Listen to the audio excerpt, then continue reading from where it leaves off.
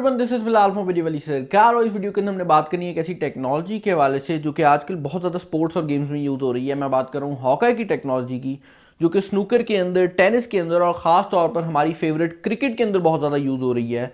जब भी कोई बैट्समैन लेग बिफोर विकेट से आउट होता है, यानी कि LBW से आउट होता है, तो ऑटोमेटिकली आपको स्क्रीन के ऊपर एक ग्राफ सा दिखाया जाता है जिसके अंदर ये बात बताई जा रही होती है कि अगर ये बॉल इस बंदे की टांग को हिट ना करती तो ये बॉल डायरेक्टली थप्पा खाकर विकेट को लग रही थी या कहीं पर दूर जा रही थी। अब देखने में ये टेक्नोलॉजी बहुत सिंपल सी लगती है, और अगर आप किसी सादे बंदे से पूछेंगे कि ये टेक्नोलॉजी किस तरह काम करती है तो आपको बड़ा सिंपल सा जवाब देगा कि यार कंप्यूटर के थ्रू काम कर रही होती है। लेकिन क्या आप लोगों ने कभी सोचा है कि आखिर ये टेक्नोलॉजी किस तरह इंप्लीमेंट की गई है?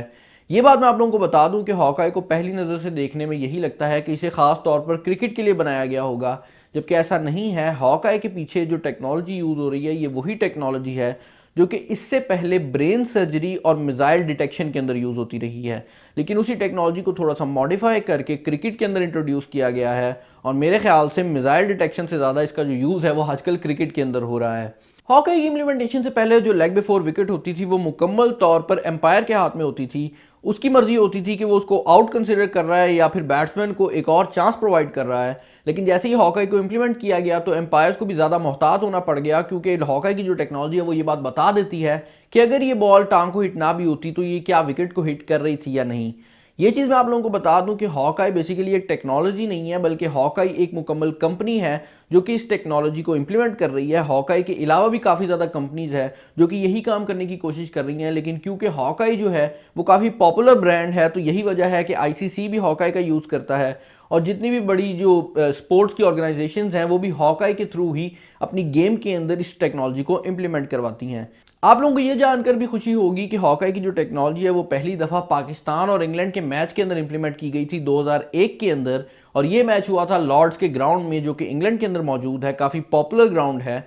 और इस टेक्नोलॉजी को इंप्लीमेंट करने के लिए 6 डिफरेंट कैमरास का यूज़ किया जाता है जो कि ग्राउंड में डिफरेंट जगह पर लगे होते हैं, और इन कैमरास के बगैर आप इस टेक्नोलॉजी को इंप्लीमेंट नहीं कर सकते। और यही वजह है कि जब स्टार्ट में ये टेक्नोलॉजी आई थी तो अक्सर ग्राउंड्स के अंदर ये कैमराज इंप्लीमेंटेड नहीं थे और हमें कुछ मैचेस के अंदर हॉकाई देखने को मिलती थी, जबकि बाकी मैचेस हमें हॉकाई के बगैर देखने पड़ रहे होते थे।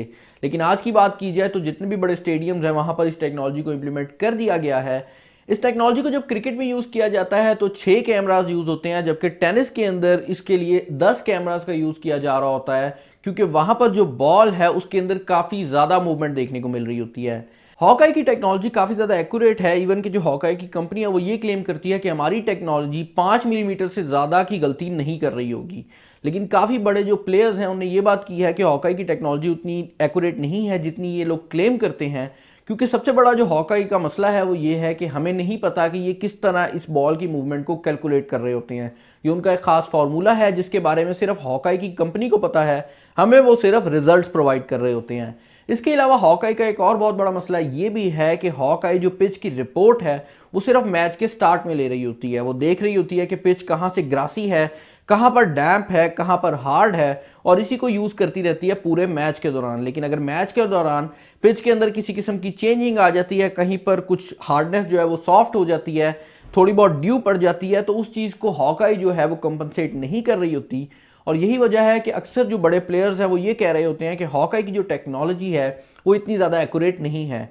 लेकिन हॉकाई की टेक्नोलॉजी को फिर भी इसीलिए यूज़ किया जा रहा होता है क्योंकि इसके बारे में एक चीज़ जो कि गारंटी से कही जा सकती है वो ये है कि ये टेक्नोलॉजी अनबाइस्ड है। ये किसी टीम को प्रेफर नहीं कर रही होती, इसके अंदर किसी भी किस्म की बायसनेस नहीं है। अगर ये रिजल्ट थोड़ा सा गलत भी दे रही होगी तो वो रिजल्ट दोनों टीम्स के लिए गलत होगा, और जो ओवरऑल रिजल्ट्स हैं उनके ऊपर किसी तरह का इफेक्ट नहीं आएगा।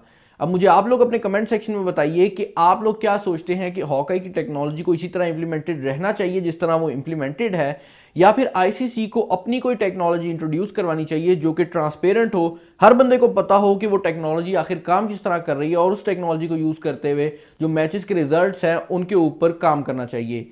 Well that was it for this video. I hope आपको आज की वीडियो पसंद आई होगी। अगर आपको आज की वीडियो पसंद आई है तो इसे ज़रूर लाइक कीजिएगा और मुझे कमेंट सेक्शन में बताइएगा कि आपका ओपिनियन हॉकाई के रिलेटेड क्या है। इसके अलावा इस वीडियो को अपने फ्रेंड्स के साथ शेयर भी कर दीजिएगा। सब्सक्राइब करने के लिए वीडियो के नीचे और ऊपर बटन आ रहा होगा। इस वीडियो में इतना ही। This is Bilal signing off. अल्लाह हाफिज़।